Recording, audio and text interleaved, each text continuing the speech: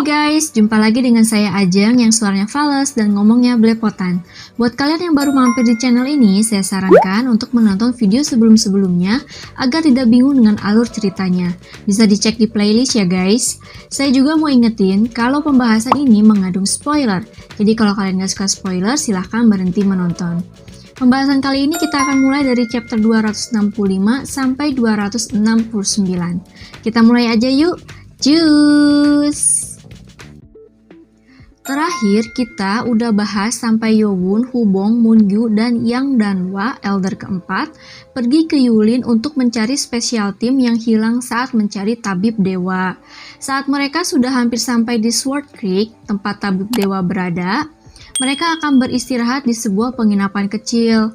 Namun ternyata di penginapan itu terdapat para pendekar dari sekte Mudang yang adalah anggota dari Force of Justice. Saat itu hujan deras telah turun. Telat sedikit saja rombongan Yowon pasti akan basah kuyup.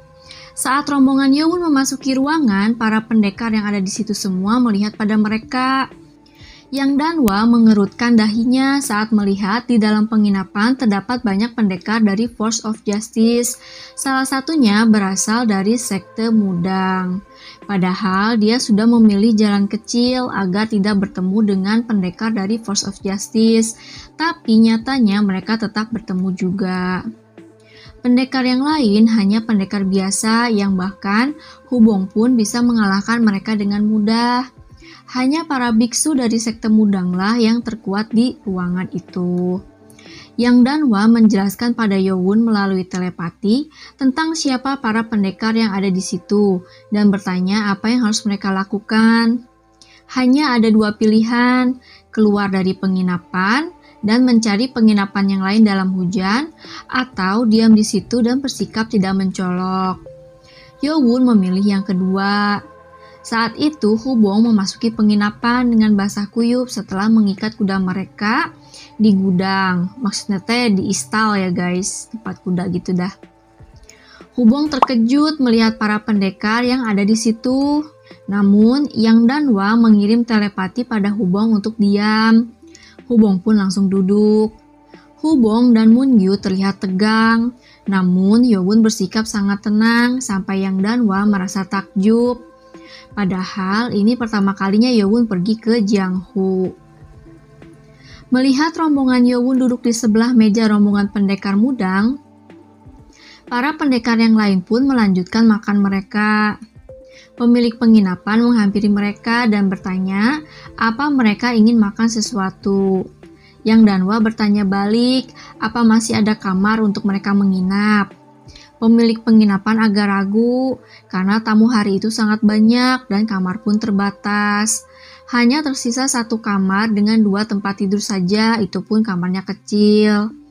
Yang Danwa merasa tidak pantas kalau membiarkan Yowon yang adalah seorang The Lord untuk tidur bebarengan dengan mereka anak buahnya. Saat itulah seorang biksu yang sepertinya ketua rombongan sekte Mudang berdiri dan memberikan kamarnya untuk dipakai rombongan Yowon. Biksu tersebut bernama Biksu Mu Jinja. Biksu Mu mengira rombongan Yowon adalah pendekar dari Force of Justice. Yang Danwa agak ragu, namun akhirnya dia berterima kasih pada Biksu Mu. Biksu Mu pun mengirim telepati pada Yang Danwa. Dia mengira Hubong adalah tuan yang dilayani Yowon. Yang Danwa hampir tertawa namun berhasil ditahan. Dan Yowon pun yang menyadap telepati mereka sampai tertawa pelan. Biksu Mu mengedipkan mata pada Hubong dengan maksud baik sih sebenarnya, kayak bilang tenang aja lu bakal tidur dengan nyenyak tuan muda. Kan dia kan gak nyangka si Hubong kan tuan mudanya kan. Hubong yang melihat itu langsung merinding dan bingung. Kemudian mengirim telepati pada Yowon kalau biksu itu aneh karena sikapnya genit sama seperti Huan Yi. Yowon cuma diam. Rombongan Yowon pun bersikap normal agar tidak dicurigai. Mereka ngobrol-ngobrol biasa dan melakukan telepati untuk membicarakan hal yang penting. Hubong berkata, Mudah-mudahan besok pagi hujan sudah berhenti.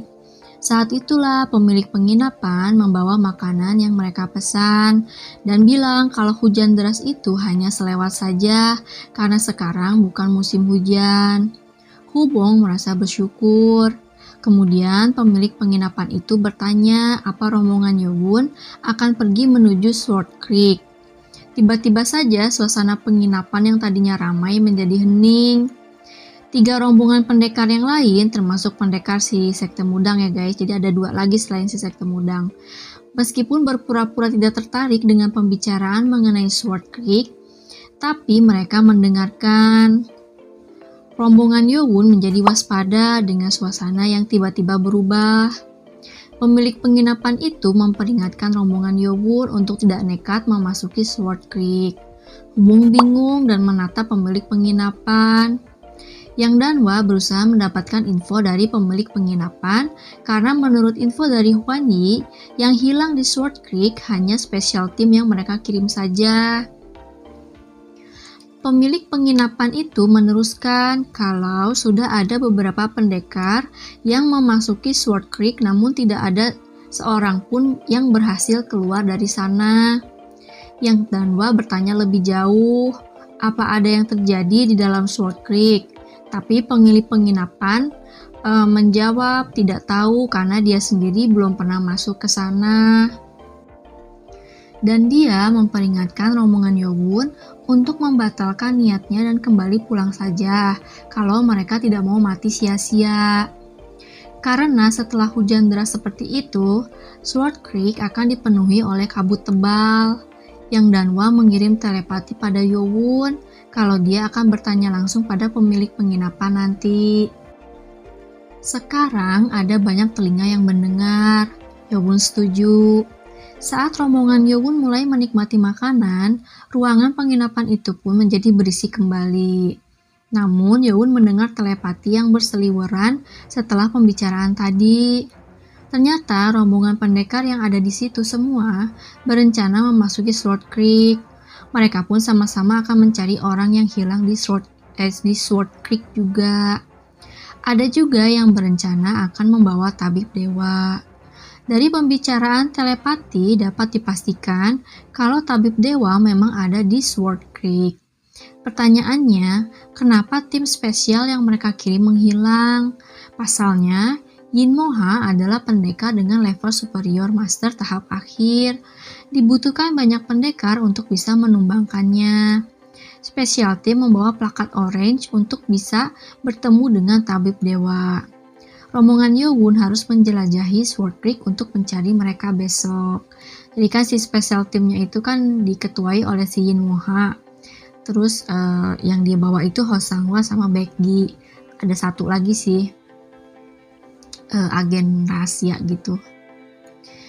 Ternyata cuaca tambah buruk dan mereka memutuskan untuk beristirahat. Saat itu Yang Danwa bermaksud memberikan satu kamar untuk digunakan oleh Yowun sendiri, dimanapun Yowun adalah The Lord. Namun Hubong tiba-tiba memotong pembicaraan dengan memberitahu mereka kalau kamar dengan 2 tempat tidur sangat kecil, jadi rasanya akan gak nyaman kalau ada 3 orang di kamar itu. Maksudnya yang cowok-cowok gitu kan, yang si Moon-Gyu-nya sendiri gitu, kan dia perempuan. Jadi Hubong menyarankan Moon-Gyu untuk sekamar dengan Yowun dengan alasan untuk keamanan. Untuk keamanannya si Yowun dan juga karena Moon-Gyu adalah perempuan. Yang Danwa agak ragu, tapi memang benar kalau seenggaknya ada 1 orang yang menjaga Yowun. Akhirnya Yang Danwa setuju. Hubong pun mengedip pada Yowun dengan berkata dalam hati, "My Lord, pelayan setiamu ini sudah menyiapkan kamar untukmu. Semoga malammu indah, My Lord." Gelo. Yang tahu maksud Hubong cek dalam hati aja ya. Kalau enggak ntar disangka gila. Kalau yang nggak ngerti nggak usah dipikirin, oke? Dosa ntar. Duh, kenapa juga sih pas bahas bagian ini teh pas lagi Ramadan? Yowun kemudian mengerutkan dahinya. Yowun dan Moon-Gyu dengan canggung memasuki kamar. Mereka memang pernah satu asrama di akademi, tapi perasaan saat itu dan sekarang berbeda. Lagian mereka masih bocah saat itu dan belum memiliki perasaan apapun, masih kayak ih gue cuma suka dong sama elu kayak gitulah. Namun sekarang Moon-gyu telah menyadari perasaannya terhadap Yo-won. Wajah Moon-gyu sudah memerah dan ada yang membuat mereka terkejut saat memasuki kamar. Kamar itu ternyata lebih besar dari perkiraan, namun tempat tidurnya hanya satu. Jreng-jreng, klise banget sih. Sepertinya ini adalah kamar yang diberikan oleh biksumu. Merasa panik, Moon-gyu pun berkata kalau sepertinya Hubong salah memilih kamar dan dia akan pergi untuk bertukar kamar dengan Hubong. Berbet aja si Moon-gyu langsung keluar kamar kan secepat kilat. Ampe Yo-won yang baru aja buka mulut mau ngomong langsung kicep. Cepat amat si Moon-gyu teh gitu murenya. Di luar kamar, Moon-gyu berdebar-debar dengan tangannya gemetar. Dia pun langsung pergi menuju kamar Hubong dan Yang Danwa yang ada di seberang kamar mereka. Jadi kamar mereka tuh kayak lorong itu kayak bentuk segi empat tau gak sih guys. Jadi di tengah-tengahnya itu kita bisa ngeliat ke bawah gitu ke lantai 1. Nah kamarnya si Hubong tuh seberangnya. Jadi si Moon-gyu harus ngelewatin lorong dulu buat ke sana. Moon-gyu sedang berjalan menuju kamar Hubong. Dia berpapasan dengan biksumu yang menaiki tangga. Mereka saling menunduk sopan. Biksumu merasa heran, padahal dia memberikan kamarnya untuk Hubong pakai sendiri. Tapi ternyata Hubong malah sekamar dengan Yang Danwa. Biksumu berpikir kalau Hubong dan Yang Danwa punya hubungan khusus. Astagfirullahaladzim. Ngakak guys. For your info aja, biksumu mengira Hubong adalah tuan muda mereka ya guys. Saya ingetin lagi. Moon-gyu yang polos gak ngerti apa maksud biksumu. Kalau kalian gak ngerti juga gak usah dipikirin ya guys. Biksumu pun pergi ke kamarnya sambil menggelengkan kepalanya. Moon-gyu pun mengetuk kamar Hubong dan membisikkan nama Hubong. Bisik-bisik sambil teriak gimana sih kayak Hubong, Hubong, kayak gitu dah pokoknya. Dia nggak berani memanggil elder keempat Yang Danwa. Setelah menggendor pintu dengan keras, Hubong pun keluar pura-pura setengah tidur. Moon-gyu meminta untuk menukar kamar, karena kamar yang dipakainya dan Yo-won hanya punya satu tempat tidur. Mendengar itu, Hubong nggak bisa menahan senyuman senangnya sampai Moon-gyu protes, karena Hubong tertawa mesum. Hubong menjelaskan kalau kamarnya juga hanya ada satu tempat tidur dan dia tidur di lantai. Moon-gyu nggak percaya tapi nggak berani masuk untuk menyalakan lilin karena takut mengganggu elder keempat Yang Danwa. Moon-gyu pun percaya dan kembali ke kamarnya. Moon-gyu agak ragu untuk memasuki kamar, tapi Yo-won yang merasakan ada seseorang di luar membuka pintunya. Setelah mendengarkan penjelasan Moon-gyu, Yo-won pun menyuruh Moon-gyu untuk masuk ke kamar. Di sini Yo-won tahu kalau Hubong berbohong, tapi karena Moon-gyu percaya ucapan Hubong, jadi Yo-won ngebiarin aja gitu. Ya udahlah, gimana lagi kayak gitu. Mereka merasa canggung lagi. Bagaimanapun mereka sudah dewasa sekarang. Yo-won meminta Moon-gyu untuk tidur di kasur aja, sedangkan dia bakal di lantai bermeditasi. Moon-gyu menyadari kalau Yo-won mengucapkan itu sambil memerah wajahnya. Melihat Yo-won yang selalu dingin dan tanpa ekspresi memerah wajahnya, membuat Moon-gyu yang tadinya tegang dan canggung menjadi tenang. Melihat sikap canggung Yo-won, sepertinya Yo-won pun memiliki perasaan padanya. Moon-gyu merasa Yo-won manis. Di sini kita berubah haluan dulu ya guys, menjadi shoujo novel. Sedikit aja ya guys. Setelah sedikit obrolan ringan, Moon-gyu pun bersiap akan tidur. Moon-gyu membuka pakaian luarnya dan menaruhnya di meja. Jangan ngeres ya guys, orang zaman itu kan bajunya berlapis-lapis biar anget. Oke guys, it's a little bit awkward cerita beginian sebenarnya, oke. Tapi kita terusin aja ya. Melihat Moon-gyu membuka pakaian luarnya, Yo-won kaget dan berbalik. Yo-won tahu Moon-gyu nggak mungkin membuka semua pakaiannya karena ada dia di situ. tapi tetap aja rasanya malu. Saat Yowon menunggu, dia merasakan Moon-gyu mendekatinya. Yowon pun berbalik menghadap Moon-gyu dan terkejut. Moon-gyu berdiri selangkah darinya dan sudah melepas topeng kulitnya. Moon-gyu tampak cantik di bawah cahaya redup lilin, membuat jantung Yowon berdebar kencang. Moon-gyu menatap Yowon yang wajahnya memerah, dan Yowon berfokus pada bibir Moon-gyu yang terlihat menggiurkan. Oke. Yowon bertanya kenapa Moon-gyu melepas topeng kulitnya. Moon-gyu tersenyum manis melihat Yowon yang memerah wajahnya. Senyum yang sama seperti waktu di akademi di bawah bulan purnama, waktu pertama kali Yowon tahu si Moon-gyu perempuan kan. Moon-gyu bertanya pada Yowon apa Yowon menyukainya atau tidak menyukainya dengan gugup kan. Yowon menatap Moon-gyu sejenak dan mengangkat tangannya untuk mengelus pipi Moon-gyu. Moon-gyu terkejut dengan sentuhan Yowon di pipinya. Yowon tersenyum lembut melihat reaksi Moon-gyu yang imut. Yowon berkata kalau dia menyukai Moon-gyu. Yowon telah menyukai Moon-gyu sejak di akademi. Tapi Yowon telah tumbuh tanpa rasa cinta sejak ibunya meninggal. Jadi dia nggak terbiasa dengan perasaan cinta dan sejenisnya.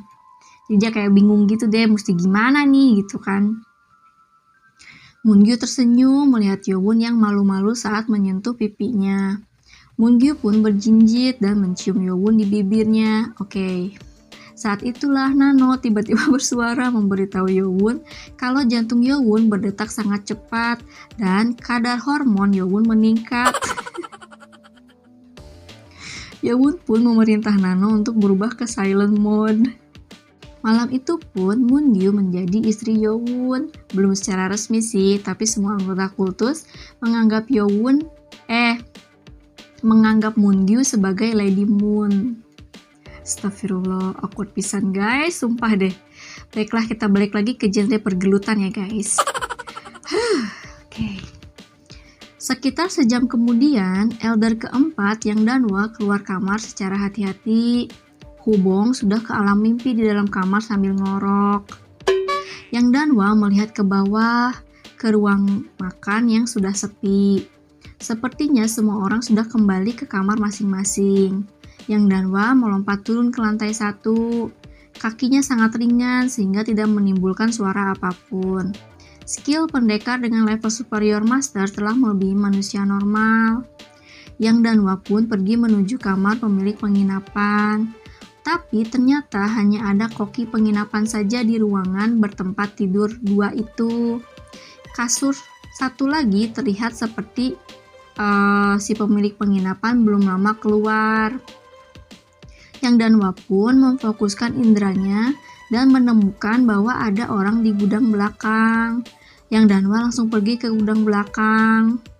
Saat dia akan sampai di sana, Yang Danwa bersembunyi dengan buru-buru. Kayak kaget gitu kan. Ya ampun gitu. Awalnya dia mengira hanya ada si pemilik penginapan di situ, tapi ternyata ada orang lain. Pemilik penginapan terlihat sedang berbicara dengan pria yang membawa plakat berwarna orange. Yang Danwa tahu plakat apa itu. Sebelum pergi, Hwan Yi telah memberitahu Yang Danwa informasi-informasi penting, termasuk plakat orange itu. Plakat yang dipegang pria itu sama persis seperti yang dibawa oleh special team. Yang Danwa pun memutuskan untuk menunggu karena sudah ada tamu duluan yang datang. Tetapi dia terkejut saat tiba-tiba saja pemilik penginapan itu menusuk dahi pria itu dengan jarinya yang seperti pedang. Jadi kayak pakai forci gitu guys.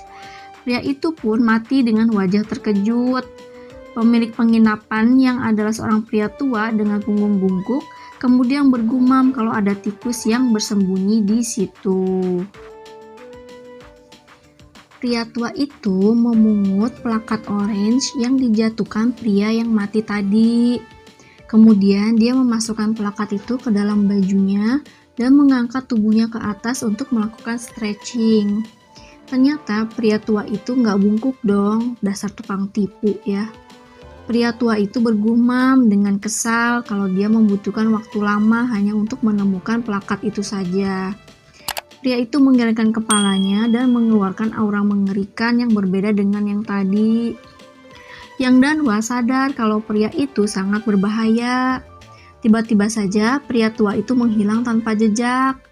Itu adalah skill mirror image, gerakan yang sangat cepat sehingga menimbulkan bayangan diri di tempat orang tersebut tadinya berada. Kayak pas Yowon ngelawan si siapa tuh? Baek Oh. Yang Danwa secara refleks mengeluarkan goloknya dan menusukkannya ke depan. Pria tua itu muncul di hadapan Yang Danwa dan mengelak dari serangan Yang Danwa. Yang Danwa menatap garang pada pria itu yang telah basah kuyup, dan pria tua itu hanya tersenyum sinis dan berkata kalau reaksi Yang Danwa ternyata sangat cepat dengan nada pura-pura terkejut. Sorry ya guys kalau kedengaran suara para pemuda dan pemudi masjid yang baru selesai mengaji. Lanjut, kalau saja tadi cipratan air tidak mengenai Yang Danwa, mungkin dia nggak akan sadar kalau pria tua itu mengincarnya. Pria itu berada di level yang setara dengannya atau bahkan lebih kuat darinya.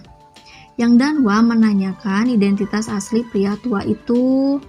Pria tua itu hanya tertawa dan menjawab kalau dia adalah pemilik penginapan. Yang Danwa tahu kalau pria tua itu berbohong. Secara mana ada pemilik penginapan yang kuat begitu kan?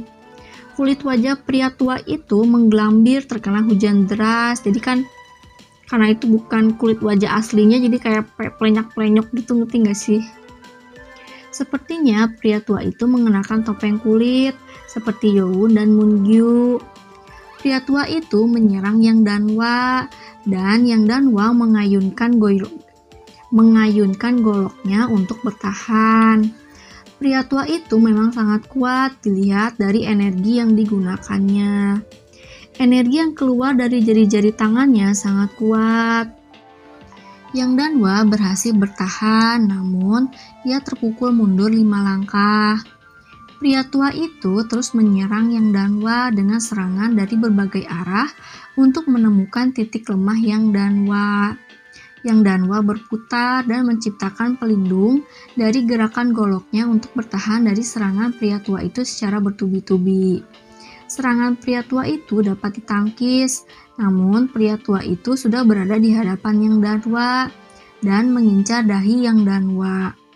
Yang Danwa menarik dirinya ke belakang karena shock dengan gerakan yang tiba-tiba itu kan. Dan pria tua itu menendang kaki Yang Danwa. Yang Danwa pun kehilangan keseimbangannya dan terjatuh ngegubrak ke tanah berlumpur. Sama kayak saya guys, udah terjalike terus jatuh ngegubrak ke solokan pula. Ya Allah, gak keren banget sumpah. Curhat bu. Balik lagi ke cerita. Kemudian dia berguling untuk menghindari serangan pria tua itu yang terus menyerangnya. Energi tajam melewatinya. Telat sedikit saja Yang Danwa menghindar, maka tubuhnya akan terbelah. Yang Danwa kemudian meletakkan tangannya di tanah dan mendorong dirinya untuk melompat bangun dan melemparkan chi golok ke arah penginapan, maksudnya energi chi ya guys. Chi golok itu mengenai dinding penginapan dan menghancurkannya. Pria tua itu menggelengkan kepalanya karena tahu maksud Yang Danwa, yaitu untuk membangunkan orang-orang yang ada di dalam penginapan, terutama Yowon. Pria tua itu mendengus dan berkata kalau tindakan Yang Danwa sia-sia, karena selain Yang Danwa di dalam rombongannya semuanya lemah, dan Yang Danwa hanya akan menambah korban jiwa. Yang Danwa hanya menimpali, lemah. Kita lihat aja nanti. Setelah berkata kalau Yang Danwa hanya menggertak saja, pria tua itu menghilang dan melakukan jurus Kage Bunshin. Walaupun gak sehebat Naruto yang bisa nyiptain 1000 bayangan, tapi pria tua itu menjadi 2 dan menyerang Yang Danwa dari arah yang berbeda. Pria itu bergerak dengan sangat cepat sehingga dia terlihat seperti ada 2. Ternyata Kage Bunshin KW guys. Salah satunya adalah yang asli, namun tidak ada kelemahan yang terlihat dari kedua bayangan itu. Yang Danwa pun memfokuskan energi pada goloknya untuk menciptakan force chi dan mengayunkannya lebar-lebar untuk menyerang kedua bayangan musuh. Bayangan pertama yang terkena serangan Yang Danwa hanya ilusi. Serangan yang sesungguhnya berasal dari sebelah kiri. Yang Danwa berusaha bergerak dengan cepat dan mengayunkan goloknya lagi, namun dia terlambat untuk melakukan pertahanan. Force chi biru milik pria tua itu menembus pertahanan golok Yang Danwa dan tidak dapat menusuk jantung Yang Danwa yang menjadi sasarannya, tapi menembus ke pundak kiri Yang Danwa. Jadi ternyata mau ke jantung, karena Yang Danwanya bisa menghindar, jadi dia kena si pundaknya ya guys. Yang Danwa berteriak kesakitan. Pria itu tidak berhenti dan terus menyerang Yang Danwa dengan niat membunuhnya. Pria tua itu mendekati Yang Danwa dalam sekejap dan mau menusukkan force chi-nya pada kepala Yang Danwa. Saat itulah pria tua itu merasakan ada energi yang menyerangnya dan melompat mundur. Force chi biru itu berbentuk golok melewatinya dan meledak di tempat pria tua tadi berada dan menimbulkan kepulan debu. Pria tua itu mengayunkan jari-jarinya dan menciptakan pertahanan pedang dari force chi-nya untuk melindunginya dari puing-puing yang menuju ke arahnya. Jadi si pria tua itu tuh jari-jarinya itu diselubungi force chi gitu kan. Jadi dia menggunakan jarinya sebagai pedang. Saat itulah seseorang telah berdiri di depan Yang Danwa. Yang Danwa masih kesakitan tapi wajahnya langsung cerah saat melihat siapa orang yang menolongnya itu. Orang yang menolongnya adalah Yowun. Yowun sepertinya terburu-buru keluar dari penginapan karena bajunya masih acak-acakan, jadi kayak dipakainya tuh ya sekedarnya aja lah gitu kan. Dan wajahnya sedikit memerah. Ih, abis ngapain tuh? Yowun masih lulungu, maksudnya bingung guys. Siapa pria tua itu sebenarnya gitu kan? Dia baru saja keluar dan sepertinya pria tua itu bukan hanya sekedar pemilik penginapan biasa. Karena pria tua itu dapat menghindari serangan dadakan Yowun. Pria tua itu menjadi muram karena tadinya dia mengira Yowun hanya anak muda biasa. Dan pria tua itu curiga Yowun menyembunyikan kekuatannya. Karena kan Yowun udah level superior master tahap akhir ya guys, jadi dia bisa kayak nyembunyiin auranya gitu deh. Sekarang pria tua itu mengerti maksud Yang Danwa melemparkan chi golok tadi ke penginapan, yaitu untuk memanggil Yowun keluar. Yowun mengarahkan White Blade Dragon Blade-nya ke arah pria tua itu dan bertanya siapa pria tua itu. Pria tua itu hanya diam. Dia sedang berpikir apa dia harus melawan Yowun atau lari. Dia sadar kalau Yowun juga kuat guys, karena kan dia kayak nggak bisa ngerasain energinya gitu kan. Saat itulah terdengar kegaduhan di dalam penginapan.